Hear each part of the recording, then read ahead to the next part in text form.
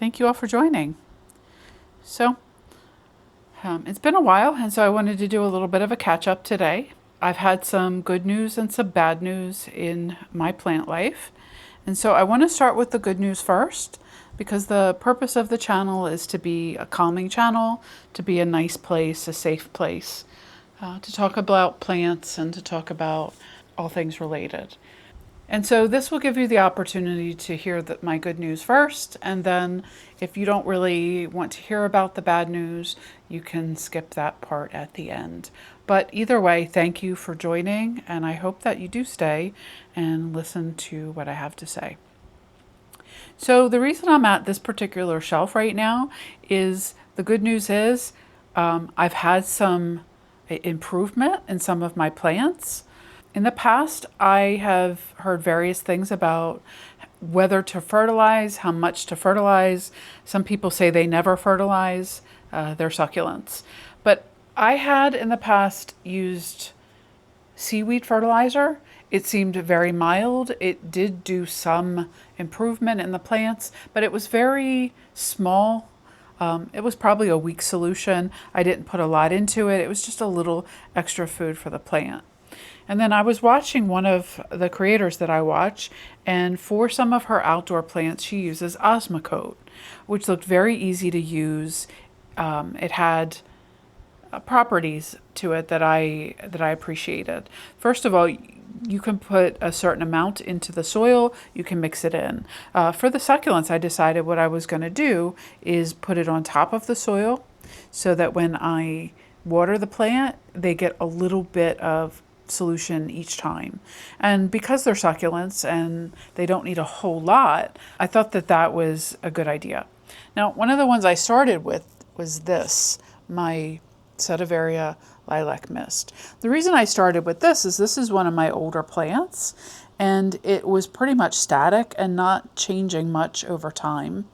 I thought, it can't hurt, and if it does, I'll just do a few at a time. If it does well, I'll start fertilizing more of the plants. So this one actually did very well with the fertilizer solution. You'll see that any of this green growth, this is new growth. So on this plant that wasn't changing at all, that was kind of dull looking and not very exciting, we've already had improvement after just a few weeks. So each time I each time I water, the fertilizer will come off the little granules, it'll go into the soil, and the plant is using that to grow and improve. So I found this really exciting because it was a very tangible look at the difference that would make. Another real tangible look is my California sunset. All of this orange growth on it is the older leaves where they were, I guess, sun-stressed, and all of the green is the new.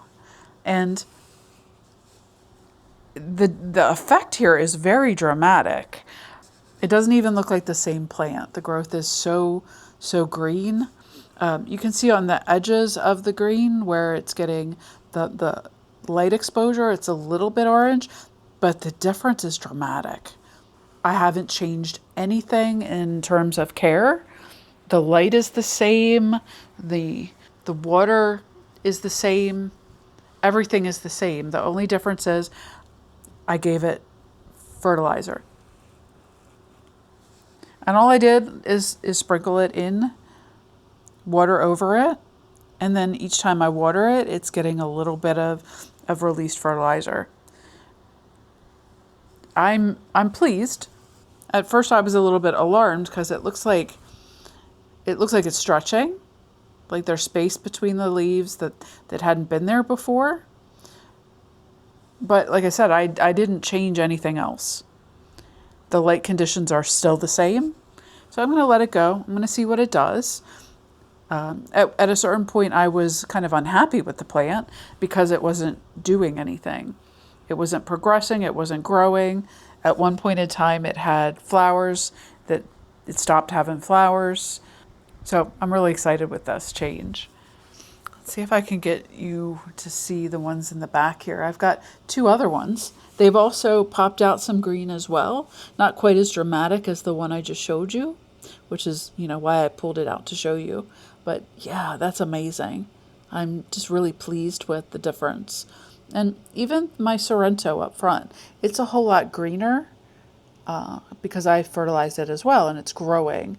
I can see on the leaves it's got some edema from my overwatering practices, but it looks well. I'm very happy with this plant. Okay, so the other one I wanted to show you is this one. I'm not quite sure what the species on this is. I've been calling it Echeveria elegans. It's really popping off as well. Every single one of these rosettes is much greener and healthier looking. It's growing and spreading again. And so that's very exciting. This is a very happy looking plant. I'm extremely pleased. And then the last one I wanted to show you are these last two in the back. So the one with the two babies there, that is a Setiveria Blue Elf. And it's greener and perkier than ever. And then next to it is my Echeveria Happy.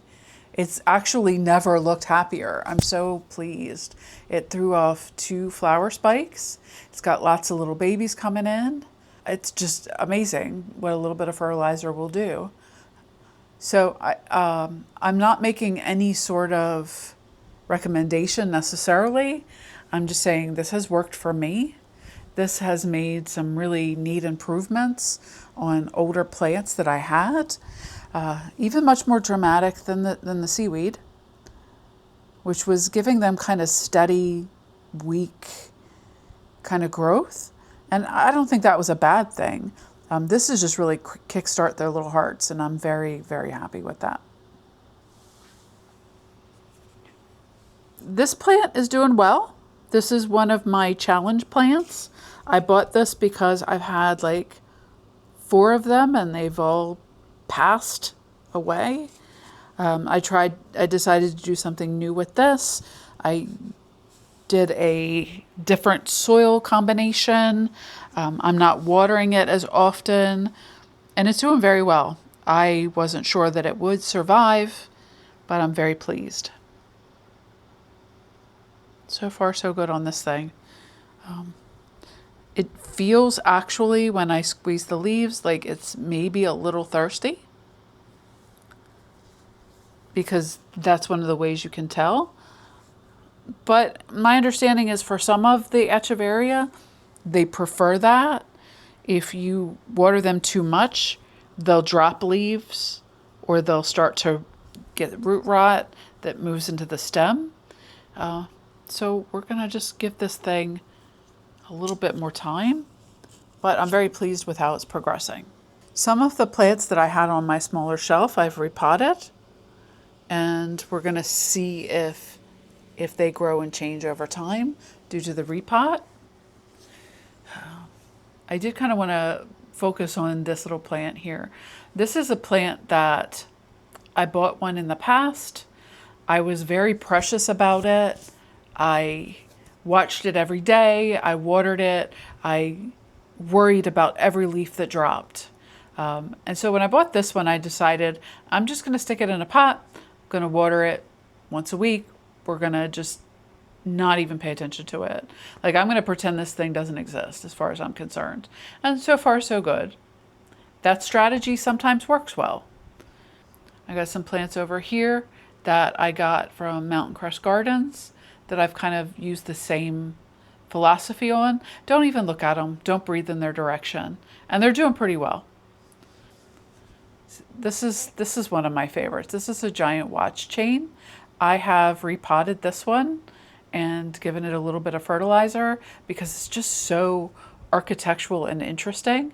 I love how all the little branches are coming in between the leaves, and we'll see what that does in the future. It's just one of my favorites. These got repotted into slightly deeper pots. For a while there, the cotyledon I wasn't sure of. Cotyledons are strange little plants and not my favorite. But what I'm seeing is that it will show wrinkles on the leaves, and I don't get it to the point where it doesn't have wrinkles ever. It's always got some sort of wrinkles going on. But it's not distorted, it's not dropping leaves, so I'm pretty happy. I think this little sedum here, it's gonna bloom. It's got this weird little bloom coming in, that's very cute. And then there's one more update I want to make on the succulents, and it's for the chroma. I wanted to show you guys what happens with certain types of plants. Now, I bought the chroma knowing that my last two that I had were prone to powdery mildew. I didn't treat them proactively. I did wait until I saw signs of it, hoping that it wouldn't happen at all. And then I did eventually see powdery mildew on the plant. What you'll see is that I treated it with fungicide, and everywhere that there was fungus, the leaves scarred. So right now the plant does not look really pretty, but with time, as it grows, it should grow out of that look, and those will become the older leaves, and the newer leaves will come from the center, and this plant should improve. I'm hoping that it will also gain the variegation that I absolutely love with this type of plant. It doesn't look unhappy. It does have a little shoot. It does have flowers and shoots. So yeah, this plant is scarred and a little beaten up, but that's not always a bad thing. Like, if you can stand the fact that she's a little ugly right now, you should eventually get some really good improvement on this. And what I'd like to talk about in comparison is what happened with the hortensia. This plant has been very interesting because it was a rescue plant, and it got powdery mildew, and I've had a hard time getting rid of all of the mealybugs, so it's been treated repeatedly with fungicide and insect killer, and I even gave it some systemic, hoping that that would help as well. What you'll see is, like, I've got outer leaves that are scarred, and the inner leaves are fresh and pretty. So this is what I'm hoping. It's very well watered. It doesn't even bend. But this is what I'm hoping for the chroma eventually, is that it will outgrow the scars and grow nice and pretty and gorgeous. Once I fed this plant, I decided to repot it and to keep it for now. This is my cotyledon white sprite. I had a really on again, off again kind of relationship with this plant because it's just so very strange looking. It's got old big leaves, and then the new leaves really weren't coming in well. I got some burns on the edges. It's just kind of a twisted, ugly looking little thing.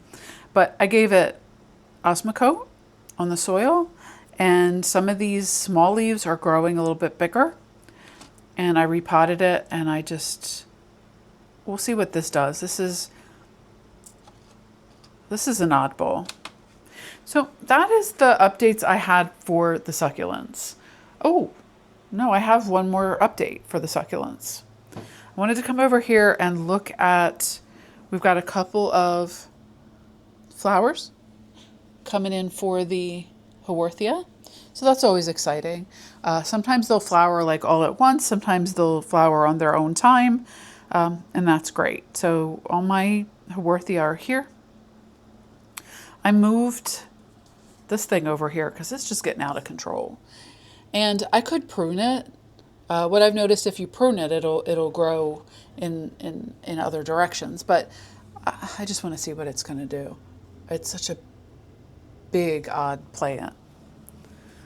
And then I have my gasteria down here.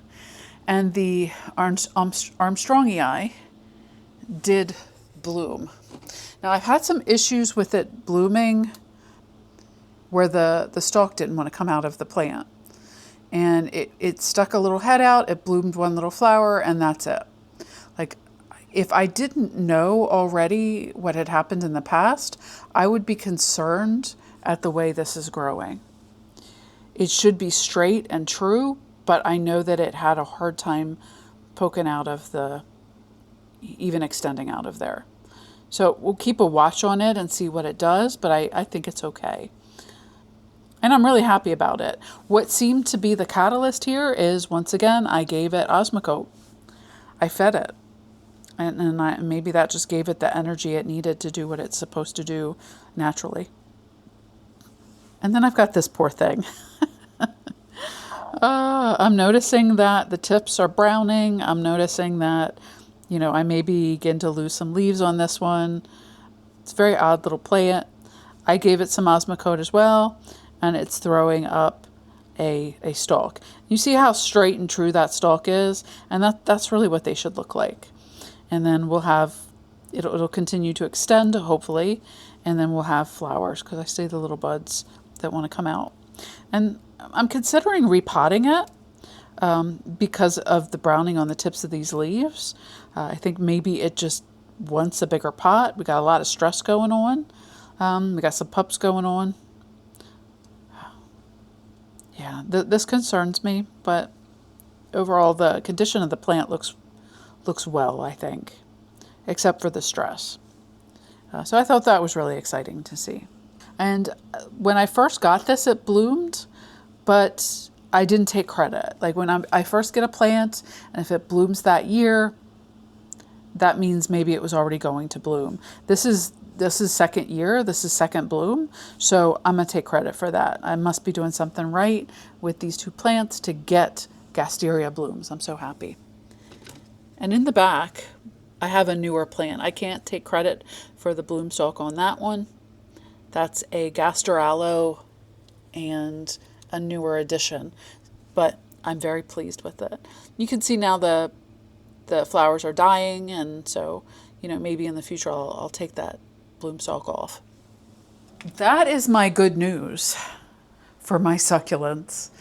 The bad news for my succulents is that I found another sign of aloe mite on one of my aloes. It's no longer here, so I am just kind of showing you the aloes that are left, but I had an aloe called Aloe Purple Haze, and it was sentimental to me. It was just such a lovely lavender color, and it had 3 heads in the pot, and it was just so beautiful. But it threw up a flower stalk, and that flower stalk turned on itself and then did a sideways turn. It was all spiky looking and just very deformed. And then by my saying that, you can see why I was concerned about the Gasteria. The problem, when I saw that, I realized that was most likely sign of aloe mite. And I went online, I did some research, and yes, that was. The problem with aloe mite is that by all accounts, by everybody's estimate, by creators I trust, and by articles online, aloe mite is very hard, if not impossible, to cure. And apparently it's a big thing in California right now because it spreads easily, it's hard to detect, and a lot of growers are facing perfect conditions for the mite to thrive and spread among the aloes. So it's likely that at one point I bought something and brought it here and it had it. And I have thrown away some aloes over time. I didn't want to throw away the purple haze. Now, the problem with aloe mite treatment is that it's not always possible to be successful. It's expensive as well. So you're talking for a small thing of miticide that may or may not kill these mites, $250. And I didn't want to spend that time, effort, and money on the plant that cost me $12 to buy. So sadly and reluctantly, I threw the plant away. I went through and somebody had said the aloe Christmas sleigh were very prone, and I had seen it on Christmas sleigh in the past. So I had like a series of baby ones. I got rid of those. I didn't want to take the chance. Now, I haven't gotten rid of this baby in the corner. So this is my aloe candy cane. Now, it may or may not have aloe mite, because at one point it threw up a stalk, a flower stalk, and that flower stalk right in the middle broke off for no apparent reason. And at the time I thought, okay, that's very strange. I don't know why it would do that. But I disregarded it because, sometimes when plants are doing this, either the conditions change or the conditions aren't right, or it just doesn't take. And so I didn't really think too much of it. So I've looked it over and I tried to find any other sign, and I haven't. And I didn't want to throw it away out of fear, because this is another one that I'm very sentimental about. And that might be a mistake, not throwing it out. But for now, I'm keeping this, even though I put baby in the corner, because I just don't know if it's got the mites or not. And somebody said to me, well, the mites are transferable to Haworthia and to Gasteria. So I was very concerned about the stalk on that Gasteria being kind of strange looking, but I don't think that is actually a problem. Once again, we'll watch it and we'll see, but I haven't noticed any other galls on any other things, and so we'll see about that. Now, my other bad news was I had been looking at my Syngonium, and I look at them all the time. My eyes aren't the greatest. I don't always see probably what I should be looking for, and I was looking at this Maria, and I saw something on it that I thought was possibly spider mite. And it's funny, in my head I kept thinking, spider mites, I haven't had them yet, but I had in the past when I had plants. So I know that that's the thing I should be looking out for. And I'm like, oh, it's got spider mites. And then I was like, oh, okay, well, I went over to this plant and I flipped over the leaves, and there were obviously adult thrips on here. And I was so upset. That might be thrip damage there. I've seen other pieces of thrip damage. So I checked this plant. It had thrips. This plant had thrips. My coleus had thrips. This Syngonium had thrips. And then this big, beautiful Syngonium had thrips as well. So I had to make some decisions. First of all, the first thing I wanted to do was figure out, how do I treat them? So I went online and I watched a number of YouTube's channels. Some of the YouTubers were very disgusted, very upset, very much like, these bugs are evil, they're the end of the world, just nuke it all from space, that kind of thing. And I understand feeling upset, because I was upset. And then one of the creators I watch often, she had a plant, I think it was a philodendron, and it had thrips. And so she showed her routine of how she, cleans off the plant, what she uses for the plant, what she does. And I suddenly felt much calmer. She was very calm. She said, it's not the end of the world. It's not something to be worried about. You do your treatments. You just take care of it, and it's fine. So the first thing I did, I'm not going to say whether or not, I'm not going to recommend anything necessarily.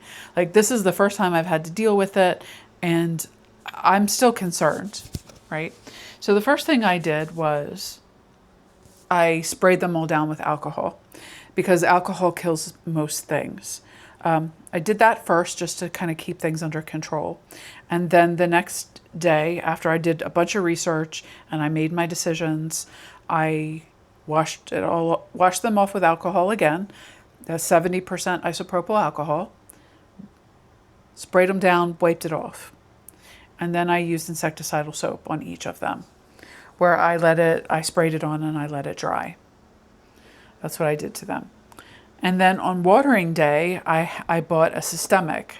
It said it's for roses, but it also said it kills thrips. So I created what I would like to call water poison. and I watered them with that poison that would hopefully kill the thrips in the soil, and it will poison the leaves a little bit so that when something bites them and tries to suck the sap, that bug will be poisoned. And then I did this a couple times so far. I had bought another type of crop, it's called crop spray, and it's got oils in it. So it's got clove oil and garlic oil and some other kinds of oils at a very small percentage, and I sprayed them down. Now, there people said that smelled good, but I think cloves are disgusting, so I wasn't pleased with the smell. But that was the next treatment. And then now that I have watered them again, and they have 2 poison water treatments. Then my next concern was, how far has this spread? I didn't find them on the Hoya, although I saw some scarred leaves. I don't know whether they were newly scarred or oldly scarred. But I bought predatory mites online, and I put these little packets on a number of plants. I don't know, it's on one of these back here. I don't know if these plants are infected. This is kind of my way of, doing a preventative without doing poison. I put it on my pearls and jade. Because, just look at this plant.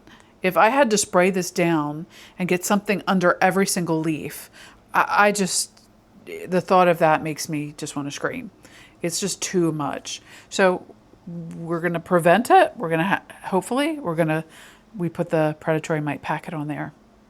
I put the predatory mite packet, one of them on the Mandula, because this is one of my favorite plants. This was expensive and exciting, and it's popped out some pretty new leaves, and it's just, I feel sentimental. And then I also put a packet on this one, because once again, the number of leaves that I'd have to go through to find whether or not it's infected, I don't know. I just was afraid to do that, and I don't want to do pesticides in the room if I don't have to. So that's got predatory mites on it. And then my terrarium. I did have the pink syngonium in here, and it had thrips as well. Like, it was crawling with adult thrips, which usually is a bad sign, because that is when it's gotten to a point where you absolutely need help.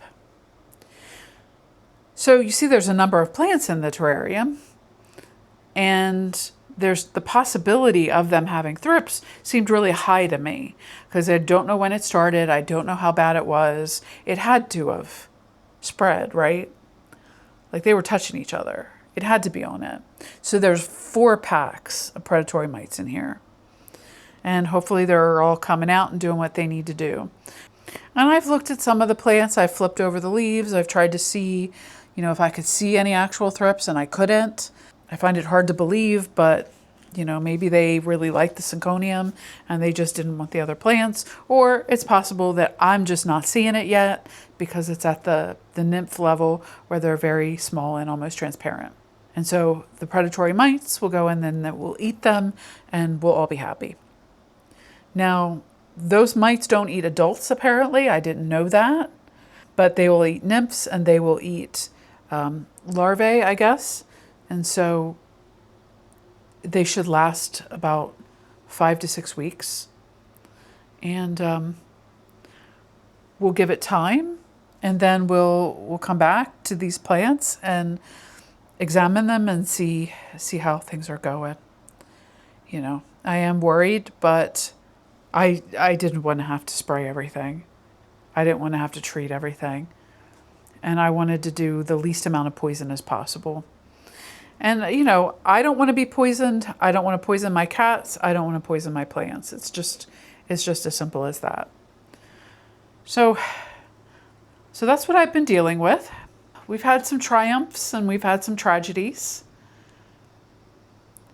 I'm not as thrilled with the syngonium right now as I have been, but in a couple weeks, if I do a survey and they appear to be thrip-free, I think that, maybe my enthusiasm will come back. So that's where we're at. I'm going to go ahead and stop this now, and I want to thank you all for joining. Have a good rest of your day.